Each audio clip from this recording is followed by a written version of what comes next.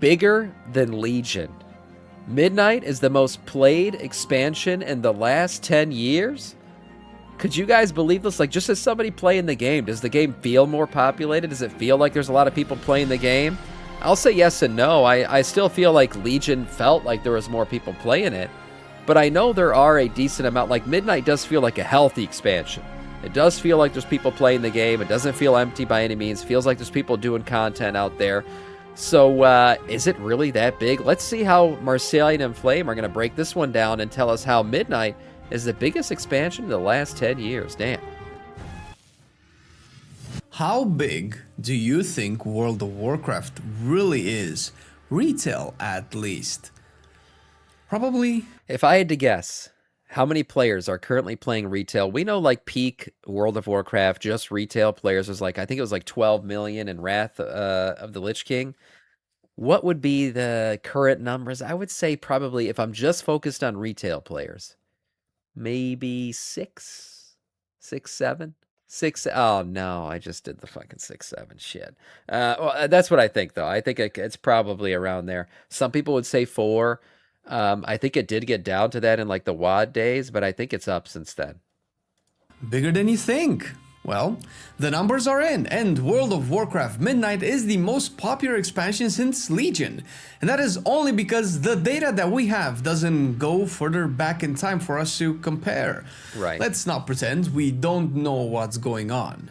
World of Warcraft Midnight has released with a lot of extra systems that we haven't had in the past 10 years almost, and people have been very critical about the expansion, and it's not that easy to figure out exactly how popular it is since Blizzard hasn't been releasing their subscriber numbers since Warlords of Draenor. It's also hard to pretend that World of Warcraft hasn't had its best days behind, with Wrath of the Lich King allegedly having the peak in terms of subscriber numbers in the game's history. Yeah. We can assume that remember they used to put it on the box, like it was like a gold coin, kind of like an award or so. It was on the front of the box how many players World of Warcraft had.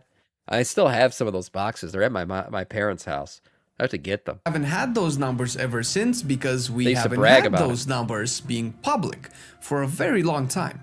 But the best thing that we can do is to actually look at aggregate data related to dungeons and raids cleared during the last couple of expansions and draw the most educated of guesses without ever knowing the reality until Blizzard decides to publish those damn numbers. First of all, let's put the biggest of disclaimers out there so that we can all rest assured and continue understanding exactly what the numbers in this video will relate to. There are a lot of players playing World of Warcraft that we don't know anything about. Players that enjoy casually doing quests, leveling characters, collecting transmogs and pets and mounts. Players that actually like doing delves a lot. And now rituals on top of it all because we've had these released in the last couple of months. Because this segment of the player base exists in obscurity, we can only assume it's fairly large. And the segment that never has contact publicly with platforms like forums, YouTube videos, streams, will never really be able to be analyzed so that we can know for sure. Yeah, and I do feel like that segment's grown quite a bit over the years. I think there's a lot of casual Andys out there, a lot of Gregs from accounting who don't really raid, don't really do Mythic Plus. They're just in it for the love of the game. They're just down to run some delves every day, maybe do some ritual sites now that exists, do a little bit of prey system. There's so many things now that Blizzard has added into the game that are really outside of your classic gear grinds. And they've done that because they see that's what a lot of players want. There's a substantial amount of the player base that's how they want to play the game. Otherwise, Blizzard wouldn't be putting the time into making that content. So those guys are a bit harder to track, as he's saying, because typically you can really look at raid numbers, Mythic Plus numbers to kind of gauge the player base, whereas now there's a lot of people that just never interact with that content. Sure what the numbers are, but we can assume that the numbers that we do have access to are smaller than the actual number of players that currently play World of Warcraft. Mythic Plus runs. By the way, when it comes to delves, we got labyrinths coming at some point in this expansion. I think that's a huge feature. That's going to be that's basically like single man raiding. I think it's going to be such a big thing, and I think Blizzard's doing that because they see how popular in general delves are. The best data that we have had in the last couple of years has been purely related to Mythic Plus numbers.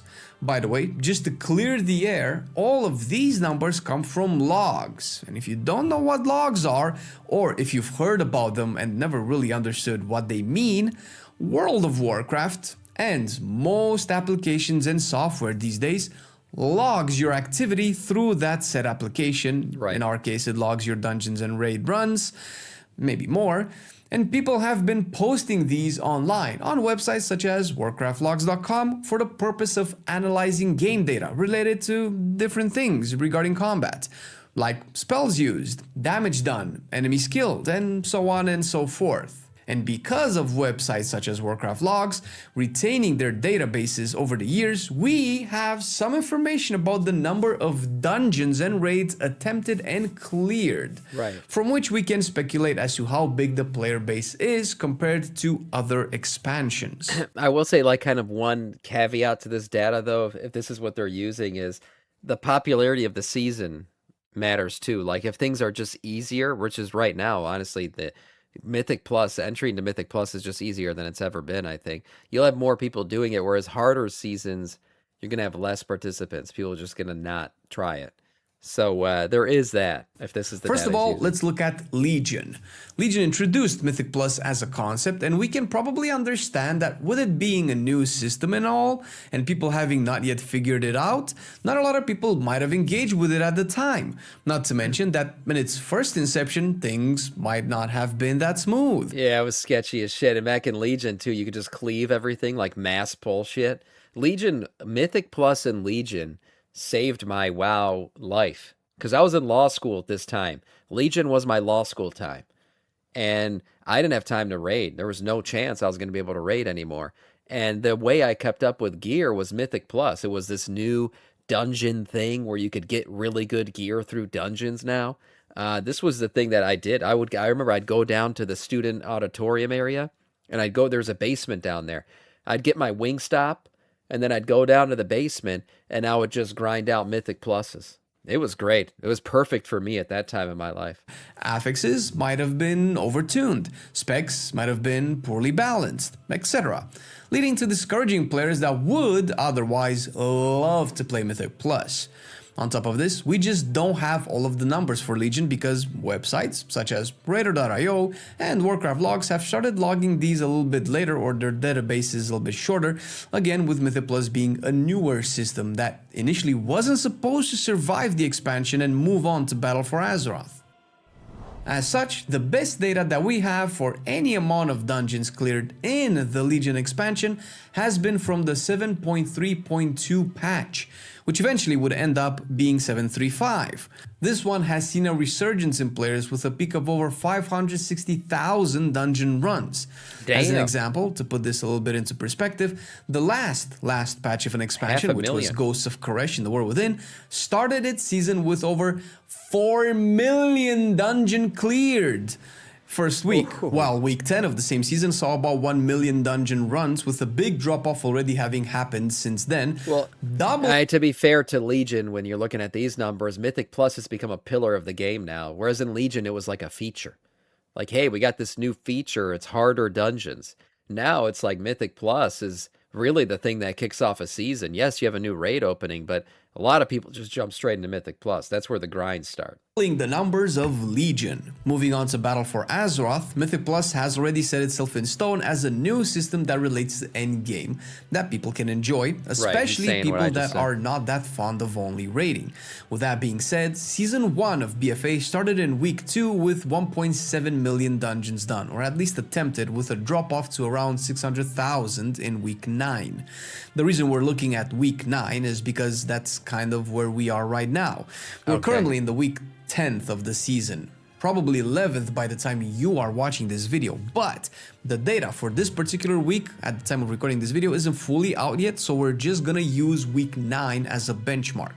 600,000 dungeons done in Week 9 is more than the peak of Legion, at least as far as we know.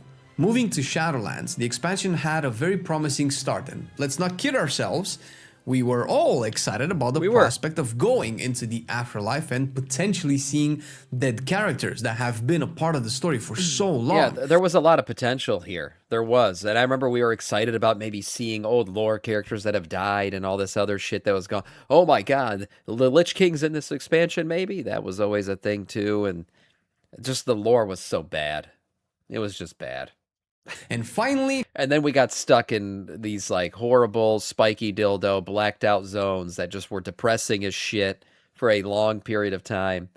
Yeah, it just didn't. It didn't really hit well. Figuring out what was going on with Sylvanas and that mysterious jailer character. Until the dust actually settled and we realized the expansion sucked, Shadowlands had a very promising start of a season, with week 1 reaching all the way to 3.1 million dungeons attempted, while in week 9 the drop-off ended up at around 1.79 million dungeons ran. This is a good time to mention that with every patch of a World of Warcraft season, we see some of the largest drop-offs in terms of player base after the first month. The game is very seasonal. This is not anything new, and people come and check out the content and do a little bit of it and then just drop off and do other things. Right. So it is only natural that going forward into the season, whichever week we end up on, the player numbers will always be smaller. Conversely, it is very unusual for the numbers to get bigger, but that's the War Within story. Dragonflight is also a very hard expansion to judge because it came out right after Shadowlands, right after people had swallowed the most bitter of pills in terms of World of Warcraft content that we have had in its history. As such, I think Blizzard took Dragonflight as like, hey, we got to fix things, and we're just going to have to kind of ignore how bad the numbers are right now and just lay a foundation for a new type of WoW going forward. And that's what they did. They introduced a lot of new systems. They revamped the crafting system. They revamped the talent system. They revamped flight in the game, and kind of started to rebuild a new foundation. They even revamped the starting campaign for new players in the game and everything. And they laid a foundation basically to kick off the World Soul Saga, and basically which is like a refreshed version of WoW. Expansion probably wasn't as popular as it should have been, it was since a pretty good lot expansion. of people just didn't have the desire to come back to the game, and this is what we believe might have skewed the numbers. Season 1 started with week 1 and 3.2 million dungeons cleared, moving towards week 9 with 1.8 million dungeons cleared. Usually the drop-off is about 50% by the time we reach week 9, week 10, or so on for every expansion. These numbers are clearly still larger than Shadowlands, but our educated guesses would say that if Shadowlands never existed, these numbers would have been even larger. Yeah. The War Within had probably the worst Mythic Plus season in World of Warcraft recorded history in terms of player reception, tough, with its difficulty being increased to outrageous levels, while at the same time the barrier of entry for a lot of people in dungeons being raised way high. Despite all of that, week 1 of the War Within had around 2.4 million dungeon runs, with week 9 ending up at 1.3 million. We know the rest of the story of the War Within with how Season 2 started to revel. The War Within was crazy too, that like nobody expected it to take that kind of turn in Mythic Plus to get that difficult, because Dragonflight Season 3, I mean, Dragonflight had amazing Mythic Plus seasons. And by amazing, I mean they were very easy to get into, very well done dungeons. Overall, they were just easy seasons, and people heralded them as some of the best Mythic Plus seasons we had had up to that point. And then Blizzard said, well, let's follow that up with the complete opposite. Let's just go real fucking hard. Let us lay waste to this realm. Thank you for the sub on YouTube. They decided to take a complete opposite reaction to that, and they were like, let's make this super difficult, one of the hardest Mythic Plus seasons we ever had. And the player base reacted to that by not doing Mythic Plus a lot anymore. So now we see in this expansion, we're going back to the easy ways, because that's what people want. Revolutionize Mythic Plus and lower the difficulty altogether for dungeons, and Season 3 being an absolute success in terms of those numbers, which we already covered a minute ago, and would all culminate in the current design of the Mythic Plus season. Because that is also a bit unusual and hard to put into perspective with all of the other expansions, we're not gonna touch those numbers, but rest assured that they will probably be relevant once Midnight also reaches its final season. 3, yeah. Speaking of, let's look at Midnight. Obviously, the season isn't fully over, and the way the content is being released will definitely change how our numbers will eventually look like over the course of the patch. Right. Even so, week 1 of Midnight saw 5 million dungeons cleared, or at least attempted. This number is unprecedented. That's big. It is incredible how much larger it is. Not only compared to past expansions, but just as a number in a vacuum. Week 1 had 5 million dungeons attempted. This is just dungeons. This doesn't mean the number of players, but if you put it into perspective, you could arguably say that the number of players has doubled in Midnight than in previous expansions. It's probably not really double, but we will never know, so it's definitely increased. We can probably say whatever we want. Week 9 of our season currently sits at about 2.5 million dungeons runs, and I have to point out that 2.5 million dungeon runs is almost the same number that some of the previous expansions have had in their first weeks of the season, and the Midnight season isn't even over yet. What the hell? 1207 bringing in... That's pretty crazy. The chat box is in the way here. Maybe if I shrink this down a little bit. Yeah, 2.5. It went from 5 million to 2.5. Damn. That's higher than freaking the War Within had at the start of its season. So currently in week 9, we have more people running dungeons than we did in week 1 of the War Within. Shit, man, Shadowlands really did some damage. But actually, the people did decent here. Dragonflight did see an increase. 1.7 million to BFA. Man, BFA to Shadowlands is huge. What the hell? People were ready for Shadowlands. And then they weren't. Wow. A new mini raid, item level increases, and reasons to play. You don't know how many duplicate players or players even... When it comes to analyzing data related you don't know how many duplicate characters or players even that is, but it's a good data set. Yeah, that's true. I mean, we don't know, okay, maybe every single player is doing more runs per player now. That could increase the numbers, certainly. But, I mean, we're comparing apples to apples. At least you know, okay, this is the best way we kind of have to gauge how many people are playing. Does double the number of dungeons run necessarily mean double the number of players? No. But it does, I would say, it's a good bet that it does mean a decent increase in the number of players. To World of Warcraft raids, it will be a little bit more difficult, since, first of all, we don't have access to that much data to begin with. With Chinese gold farmers. It's very skewed and very relative to the... Interesting point, though. The Chinese didn't have BFA. Or they didn't have Dragonflight, sorry. They missed the Dragonflight expansion, and then they came back. I don't know if these numbers include China. You can filter out China, so he may have done that. The respective raid. For instance, if there's a particular boss that has very desirable loot, a large bottleneck of players towards that boss can be formed. Instead, we should look at the first boss of a Mythic raid. That's because the first boss is the one that most people will attempt, and the first one they will attempt. If that boss is easy and doesn't have very good loot, then usually people don't come back to it, and instead just focus on doing later bosses. Not to mention... Okay, yeah, he's talking about raid numbers. Doubt Chinese gold farmers are doing Mythic Plus. Yeah, that's probably true, yeah. But I mean, just in general, I'm not talking about Chinese gold farmers, but just Chinese players. That was an entire player base that was withheld from Dragonflight and then brought back in the middle of, I think it was the War Within. So, yeah, it's a lot of people that's suddenly coming back into the game. That would skew the numbers for sure. If there is a last boss that's particularly difficult, that boss would have a larger number of attempts to be able to just clear it. As such, we're going to be looking at Shriekwing from Castle Nathria in Shadowlands. The peak that this boss has seen in terms of attempts on Mythic, of course, has been on week 8, with a total of 30,000 attempts. Moving into Dragonflight, the first boss of Vault of the Incarnate had a peak in week 10 of about 16,000 attempts. This is an example of a relatively uninteresting and very easy boss that a lot of people didn't bother to keep clearing, despite it having a good ring and generally more desirable loot than Shriekwing. Generally. In the War Within, the first boss of Nurbar Palace was Ulgrax, and it sat at around 26,000 attempts in week 4. Damn. Definitely more attempts than Dragonflight, but still a drop-off from Castle Nathria. And finally, we reach Midnight. Here I'm going to be a little bit cheeky and choose Chimeris as the first boss, because Chimeris is essentially the almost easiest boss to approach from a Mythic raiding guild perspective, coupled with probably the best loot in Gaze of the All-Seer. Yeah. That would make Chimeris a first Mythic raid boss with close to 0 lockout restrictions and the lowest barrier of entry for any guild, and also the most desirable raid boss. Chimeris saw a peak of 95,000 attempts in week 6 of the patch.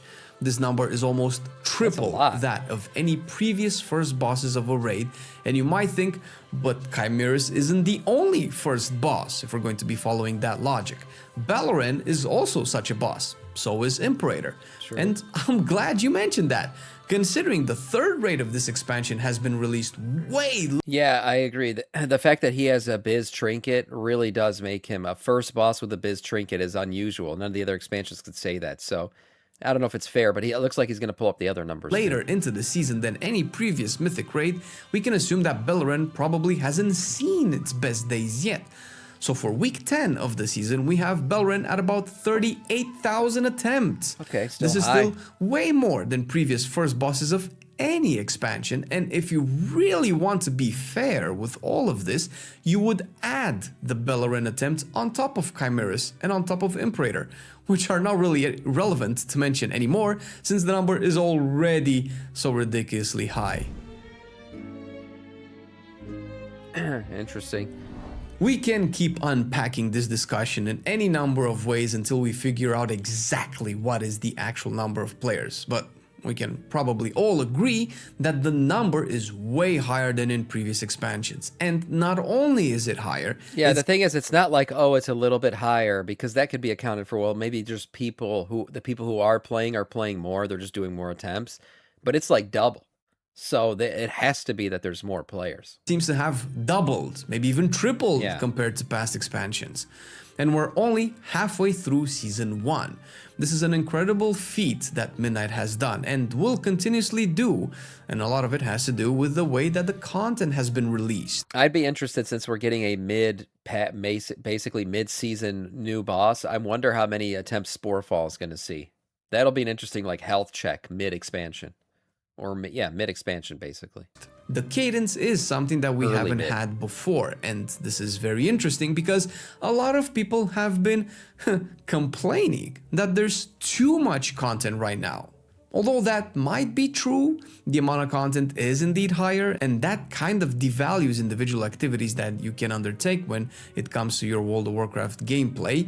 However, it does keep the game rolling and more or less fresh.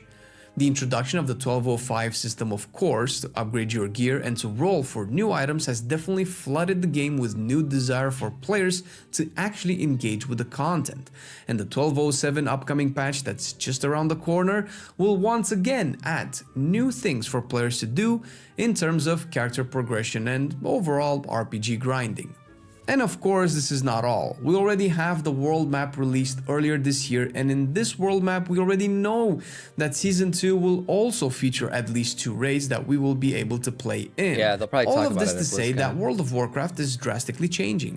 If there was... Or it'll launch before BlizzCon, I should say. Yeah, it's because we predicted August 11th probably. We're going to see Season 2 kick off.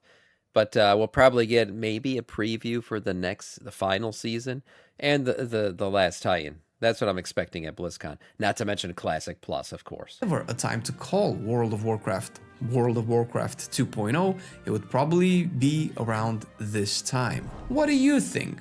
Did your friends come back into the game in the last couple of months? I do have a lot of friends that came back. Are you excited for the 1207 upcoming patch and raid? You should be, because it's cool, and we have a video on it right here. If you click, you'll find out more about the new raid, the new gear, the new item level increase, and more stuff to do in WoW. Interesting. Yeah, nice video overall from Marcellian. I know the numbers are not exactly perfect, right? It's not like the most, it's not the most accurate way to tell player numbers, because maybe we would need the actual numbers to do that. But it is a way to look at just popularity of the game overall. And yeah, seeing how things have progressed. I mean, double numbers, yeah, I would say if it was just a bit higher, is it more popular? Is it just more playable? No, seeing numbers double and triple means, yeah, there's more people playing, for sure. And yeah, Midnight being a popular expansion, not a big surprise. I think I could tell that there's people playing the game for sure. Nice video overall from Marcellian.